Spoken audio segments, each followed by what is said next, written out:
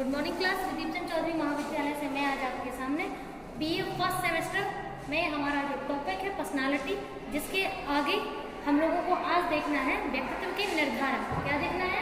व्यक्तित्व के निर्धारक, यानी कि डिटर्मिनेटर। निर्धारक तो इसमें क्या होते हैं? डिटर्मिनेटर और फैक्टर्स। ठीक है, तो डिटर्मिनेटर का मतलब सिंपल सा ये होता है कि एक चीज की वजह से जो दूसरी चीज घटित होती है, तो पहली चीज क्या हो जाती है दूसरी चीज के लिए डिटर्मिनेटर। मतलब कि अगर हमें जुकाम हुआ हो तो क्या क्या होगा इसका इम्पैक्ट? मतलब कारण क्या था उसका? मौसम जो भी चेंज हो रहा है ना। तो डिटर्मिनेटर का सिंपल सा मीनिंग होता है कि जब किसी एक चीज की वजह से दूसरी चीज घटे तो पहली चीज क्या बन जाती है दूसरी के लिए? निर्धारक। मतलब उसको निर्धारित करने में पहले वाले फैक्टर का हाथ है। ठीक है, आज हम देखेंगे कि जो हमारा व्यक्तित्व है, व्यक्तित्व को कौन कौन से पॉइंट निर्धारित करते हैं। मतलब आप लोग पैदा होने के बाद छोटे से बड़े हो गए। तो गाना है ना, विदाई बजता है बाबा मैं छोटी से बड़ी हो गई। तो हालांकि वो तो विदाई सॉन्ग है, उसकी बात नहीं करेंगे अपन ये बात कर रहे हैं कि जब हम छोटे से बड़े हो जाते हैं तो इन बड़े होने के बीच में और बड़े होने के बाद और बड़े होने के पहले इतनी कौन सी चीजें हैं जो हमारे साथ जुड़ती हैं। तो दो कारण हैं। पहला होता है जैविक कारक। कौन सा? जैविक। दूसरा कौन सा है? वातावरणीय कारक। दो कारक है एक बच्चे के जन्म से लेकर बड़े होने में। मतलब अभी हमने दो विकास बताए थे ना आपको, एक शारीरिक विकास और एक मानसिक विकास। तो शारीरिक और मानसिक विकास ही समझ लो कोई पढ़ रहा था। तो कितने भागों बटे हुए हैं? दो में, एक तो जैविक और दूसरा वातावरणीय। ठीक है, तो अब पहले बात करते हैं जैविक। जैविक मतलब होता है जीव। जीव मीन्स जो जीवित है, बस इतनी सी बात है। जो जीवित है, जो सांस ले रहा है, जो क्रिया कर रहा है, जिसको फर्क पड़ता है। जैसे हम तो हाथ टाइट पकड़ ले तो वह पुश होगा तो दर्द होगा ना, तो मतलब आपको फर्क पड़ रहा है। तो जिसको फर्क पड़ेगा तो जीव वही कहलाएगा ना। तो जीव मतलब जैविक, यानी कि हमारी शरीर, हमारा पूरा बॉडी के और ब्रेन के अंग, उसकी बात है, वो क्या कहलाते हैं? जैविक कारक। ठीक है, तो जैविक में अब कौन से आ रहे हैं? पहला कौन सा है? आनुवंशिकता। आनुवंशिकता का मतलब एक पीढ़ी से दूसरी, दूसरे से तीसरी, तीसरे से चौथी, चौथी से पांचवी, पीढ़ी दर पीढ़ी जो हमें मिल रहा है, जो हमारे माता पिता को उनके माता पिता से मिला, उनके माता पिता को उनके माता पिता से मिला, हमें हमारे माता पिता से मिला। तो जो चीज, जो सेल, जैसे हम बचपन में जब हम गर्भ में होंगे, पहला दिन हमारा होगा तो इतने से होंगे, फिर धीमे धीमे इतने हुए, आज इतने बड़े हो चुके हैं। तो सबसे पहला हमारे माता पिता से क्या मिला था हमें? आनुवंशिकता के तौर पर क्या मिले हैं? जीन्स। ठीक है, जीन्स मिले हैं। तो जीन्स ही किससे मिले हैं? तो आपके पैदा होने का पहला कारण या आपके व्यक्तित्व का, जैसे दीपेश, अगर मान लो हम पैदा ही नहीं हुए होते तो क्या हमें जानते तुम लोग? नहीं ना। तो हमारा व्यक्तित्व अगर होता ही नहीं तो कैसे जानते? तो व्यक्तित्व का होना जरूरी है, तभी तो आप बताओगे। और व्यक्तित्व कैसे होता है? पहला कारण तो आनुवंशिकता। अगर जीन्स हमारा सिलेक्शन नहीं करते तो हम पैदा नहीं होते, है ना। तो ये नेक्स्ट है शारीरिक गठन और शारीरिक स्वास्थ्य। तो विकास जैविक होता है, तो जैविक में मानसिक भी होता है, शारीरिक भी होता है। तो यहाँ जब हम जैविक की बात करें तो बात क्या होगी? शारीरिक। मानसिक की नहीं होगी, क्या होगी? शारीरिक। लेकिन विकास तो देखो साथ में ही चलते हैं दोनों। ऐसा तो है नहीं तुम एक को रुक जाओ, तुम रुक जाओ, दूसरे को हो जाने तो विकास नहीं। शरीर का और मन का, दिमाग का, दोनों विकास साथ ही चलते हैं, कोई एक किसी को रोक नहीं सकता। ठीक है, तो ये है। तो शारीरिक विकास और शारीरिक गठन। गठन मतलब शरीर के अंगों का बनावटीकरण। जैसे कुछ लोग बड़े सुंदर होते हैं दिखने में, कुछ लोग नहीं होते हैं, कुछ लोग एवरेज होते हैं। तो इसका मतलब है सबके शारीरिक गठन अलग होता है। शारीरिक गठन डिसाइड कौन करता है कि ऐसा होगा? जीन्स। कौन डिसाइड करता है शारीरिक गठन? जीन्स। जीन्स ये डिसाइड करता है किसका शरीर, आंखों का कलर, बालों का कलर कैसा हो, तो वो कौन डिसाइड करता है? जीन्स। और जीन्स कहाँ से मिलते हैं? आनुवंशिकता से। ठीक है, पीढ़ी दर पीढ़ी। तो शरीर का स्वास्थ्य और शारीरिक गठन दोनों अपन के क्या कारक है? जैविक कारक। ये दोनों क्या बनाते हैं? व्यक्तित्व। क्या बनाते हैं? व्यक्तित्व। मतलब आप हैं, आप हैं, आप हैं। तो मतलब आप ही हैं, दूसरा नहीं आपके जैसा बन सकता है। क्यों? क्योंकि ये चीजें आपके उसकी सेम थोड़ी ना है। ठीक है, नेक्स्ट है अंतःस्रावी ग्रंथियां। तो जैविक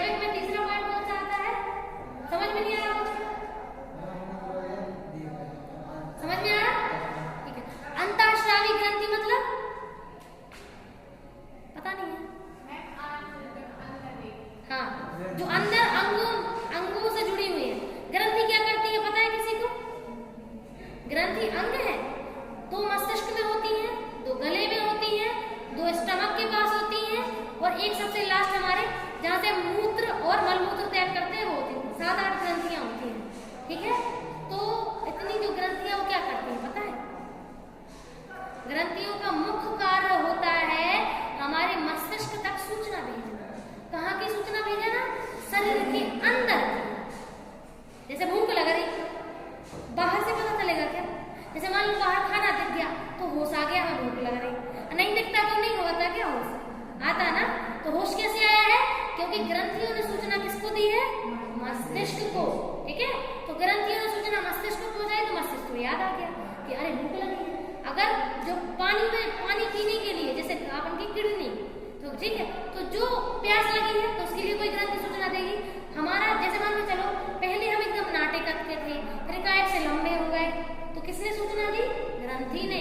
ग्रंथि ने कहा कि अब आपका ये हार्मोन रिलीज करवाना जरूरी है, तभी विकास होगा। जैसे कुछ लोगों की देखो कि लंबी एकदम ऐसी हाइट हो जाती है एकदम, जैसे अपनी चेल्सी मैडम 6 फुट 1 इंच की है, पता है इतनी हाइट है उनकी। तो इसका मतलब क्या हुआ? हमारी जो पिट्यूटरी ग्लैंड, कौन सी ग्लैंड कहाँ पाई जाती है? मस्तिष्क में। उसने ग्रोथ हार्मोन ज्यादा रिलीज किया है, इसीलिए हाइट हमारी कम क्यों रहेगी? क्योंकि हमारी पिट्यूटरी ग्लैंड ने ग्रोथ हार्मोन क्या किया? कम रिलीज किया। और कब किस टाइम पे रिलीज होता है? मोस्टली ग्रोथ हार्मोन कब रिलीज होता है? किशोरावस्था में, 12, 13, 14, 15, 16, 17, 18, 19 साल 20 साल तक की एज में ही ये हार्मोन रिलीज होता है, समझ गए? तो अगर किसी बच्चे की हाइट कम हो तो उसी समय डॉक्टर को दिखाओ, ताकि डॉक्टर कुछ ऐसी दवाइयां दे जिससे pituitary gland growth hormone release करे, जैसे हाइट 19-20 के कहते नहीं, 19-20 के हो गए अब नहीं बढ़ सकता हाइट। काहे कि वो हार्मोन्स ने, वो ग्लैंड ने, ग्रंथि ने वो हार्मोन बनाना बंद कर दिया। हर समय पे समय के अनुसार ग्रंथि हार्मोन रिलीज करती है। कुछ ऐसी होती है जन्म से मृत्यु तक हार्मोन रिलीज करती रहती है, कभी खाने के लिए, कभी पीने के लिए, कभी किसी चीज के लिए, कभी किसी चीज के लिए। और कुछ ऐसी होती है जो एक समय पर जागृत होती है, उसी समय हार्मोन रिलीज करती है हार्मोन, और फिर सो जाती है आराम से, फिर उनका खत्म हो जाता है काम। तो कई प्रकार से काम होता है, ठीक है। तो अंतःस्रावी ग्रंथि समझ में आ गई? कहाँ होती है, कितनी होती है और क्या काम करती है? अगर और डीप पढ़ना तो गूगल को उठा लेना। नेक्स्ट है तंत्रिका तंत्र। तंत्रिका तंत्र मतलब ये क्या है? ये क्या है? सुषुम्ना नाड़ी। ये कहाँ होती है? अपन की पूरी बॉडी के सेंटर में, पूरी बॉडी के सेंटर में। तो इसीलिए इसको क्या बोलते हैं? सेंट्रल नर्वस सिस्टम, केंद्रीय तंत्रिका तंत्र। केंद्र मतलब क्या होता है? जो चीज मध्य में हो, जो केंद्र, जैसे ललितपुर है, पूरे भारत का क्या है? मध्य भारत बोलते हैं ना इसको। क्यों बोलते हैं? क्योंकि मध्य में है, बिल्कुल बीच में। ऐसे ही हमारी मुंडी और हमारी स्पाइनल कॉर्ड बिल्कुल सेंटर में पाई जाती है, उसी हिसाब से उसका नाम सेंट्रल नर्वस सिस्टम रख दिया। तो हमारे नर्वस सिस्टम के कितने भाग हैं? 2, सेंट्रल और पेरिफेरल। तो ये जो हमारा यहाँ से आया, यहाँ से ये पूरा, ये क्या होता है? पेरिफेरल नर्वस सिस्टम, ठीक है। तो तंत्रिका तंत्र में 2 भाग हैं। एक तो आपको पता होगा कि आपकी स्पाइनल कॉर्ड जो है वो यहाँ से यहाँ तक, हमारे शरीर को जो परिधीय तंत्रिका तंत्र पेरिफेरल, उसकी पूरी इंफॉर्मेशन लेके कहाँ देती है? मस्तिष्क में। जैसे टांग की सूचना है, तो टांग की सूचना मान लो यहाँ पर कोई गर्म पानी गिरा, तो यहाँ से सूचना यहाँ से जाते जाते कहाँ पे जाती है? रीढ़ की हड्डी पे, सुषुम्ना नाड़ी पे। कहाँ पे जाती है? सुषुम्ना नाड़ी। इसको, और रीढ़ की हड्डी तो एक हड्डी है जो ढक के रखती है, काय को? सुषुम्ना नाड़ी। वो तो केवल एक हड्डी है, जैसे खोपड़ी है मस्तिष्क को ढकने वाली, ऐसे ही रीढ़ की हड्डी एक हड्डी है जो सुषुम्ना नाड़ी को केवल ढक के रखती है। अपन रीढ़ की हड्डी नहीं बोलेंगे कि रीढ़ की हड्डी को देती है इन्फॉर्मेशन। रीढ़ की हड्डी तो कवर करती है, इन्फॉर्मेशन किसको देती है? सुषुम्ना नाड़ी को, इंग्लिश में बोलते हैं स्पाइनल कॉर्ड, ठीक है। तो कहीं की भी इन्फॉर्मेशन, चाहे हाथ की है तो हाथ की इन्फॉर्मेशन ये वाली देती है, ठीक है। ये कंधे से लेके, ये गले से लेके, ये पूरा चेहरे की भी, चेहरे मेहरे की सबकी इतनी, ये वाली जैसे वो रीढ़ की हड्डी पीछे बनी है, सबसे ऊपर का जो भाग है इसको बोलते हैं सर्विकल नर्व्स। कौन सी नर्व्स होती है? हाँ, जो अपन की कंधे, चेहरे की, गले की, वो कंधे की और हाथ की, इतनी इंफॉर्मेशन कौन सी नर्व देती है?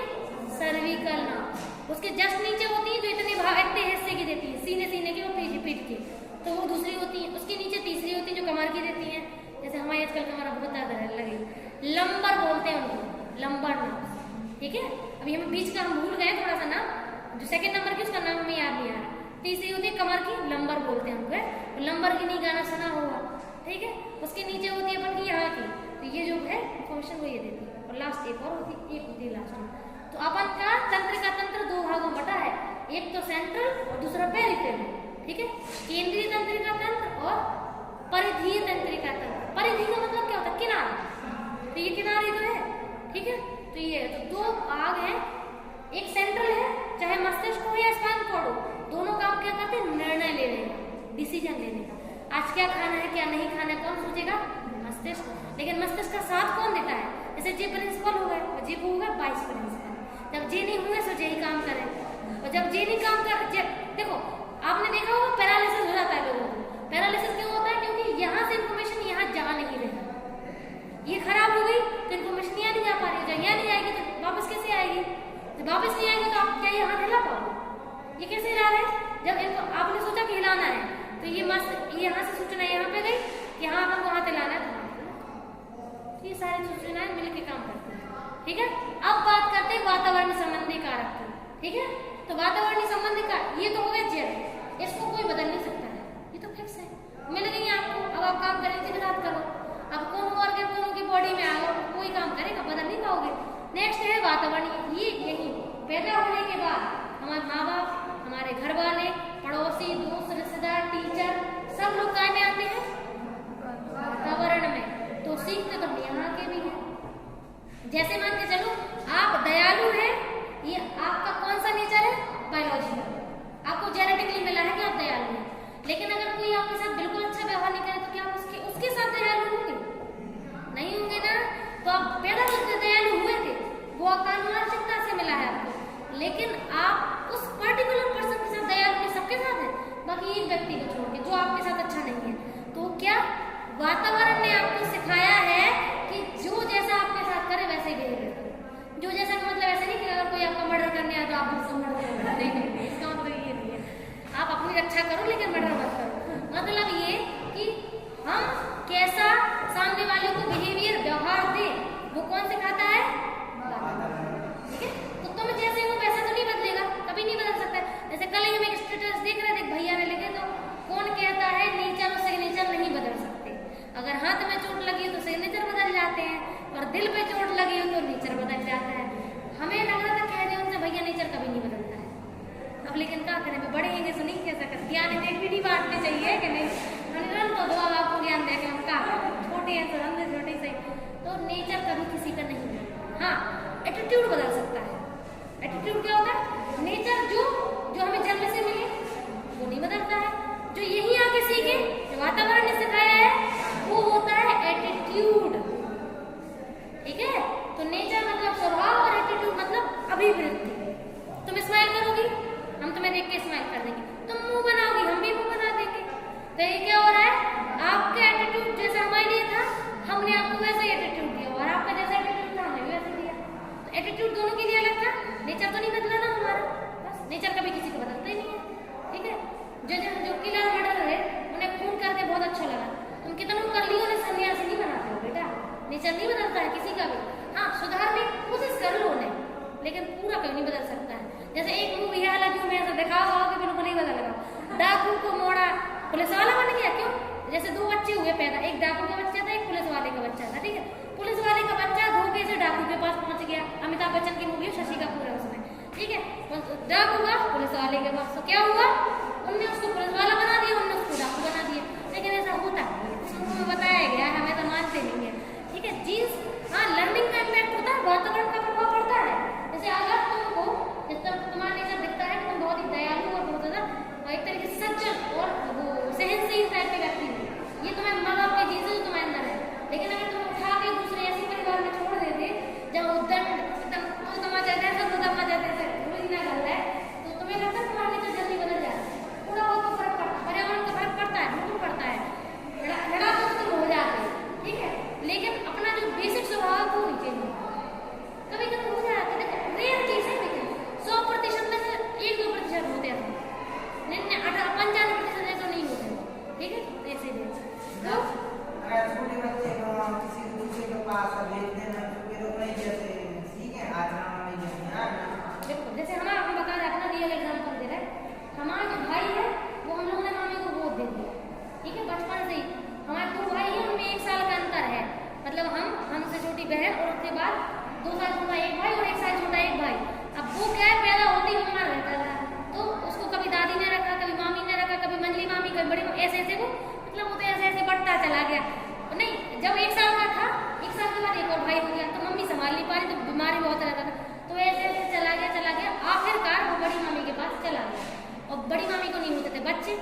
तो वो उनको छोड़ दिया गया। गोद नामा तो अभी किया है, जब वो 18-19 साल का हुआ तब हुआ, पहले नहीं हुआ, वैसे ही रहा है, ठीक, इतने साल तक। तो हमारे मामा भी बहुत सीधे हैं, एकदम इतने सीधे हैं कि हम बता नहीं सकते।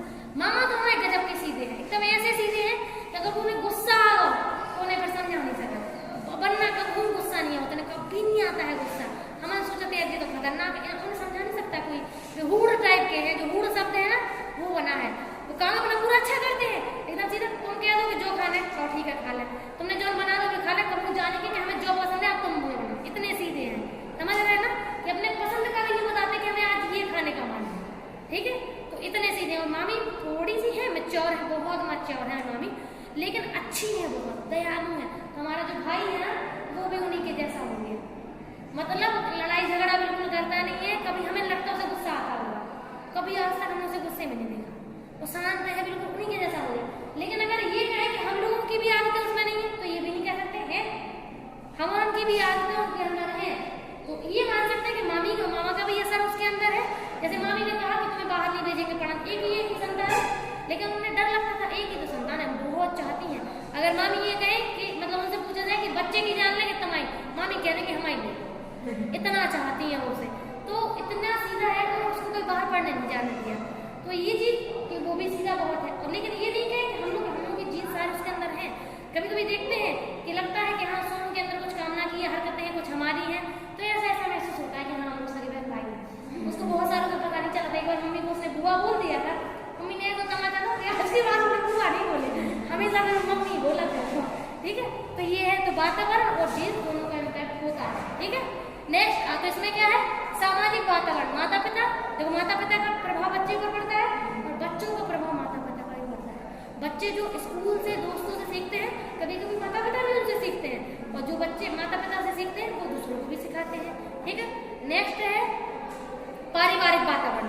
तो देखो परिवार का वातावरण क्या है ना, कि अगर आपको कहीं और छोड़ दे और वहाँ लड़ाकू स्वभाव का होगा तो आप भी थोड़े बहुत लड़ाकू गुण तो आ ही जाएंगे, ठीक है। नेक्स्ट है पारिवारिक वातावरण। तो पारिवारिक वातावरण नहीं, आकार मतलब जैसे मान के चलो अगर एक घर में 50 लोग हैं और एक घर में 5 लोग हैं, तुम ये बताओ कि वातावरण कहाँ का ज्यादा सही होगा।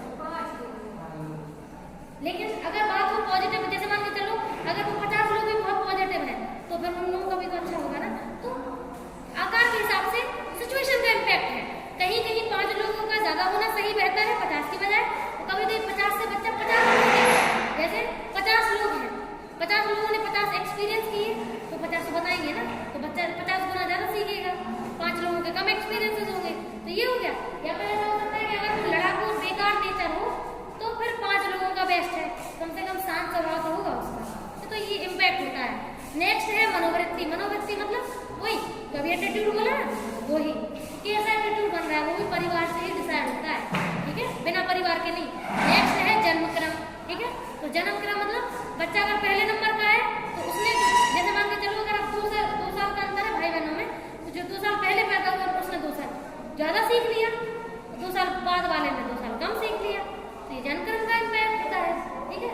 तो आपकी व्यक्तित्व जो है वो जन्मक्रम, जैसे कभी कभी बड़ा बच्चा बहुत लाडला होता है, कभी कभी छोटा बहुत लाडला, ये फैमिली के अकॉर्डिंग डिपेंड करता है। बीच के वालों को तो इज्जत ही नहीं दी जाती है बेचारों को, ठीक है।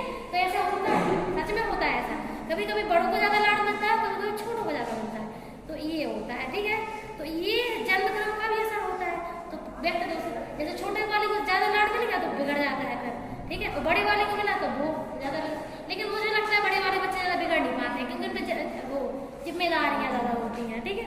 नेक्स्ट है खेल समूह। तो खेल समूह का भी असर बच्चे पड़ता है कि व्यक्तित्व बनाने में।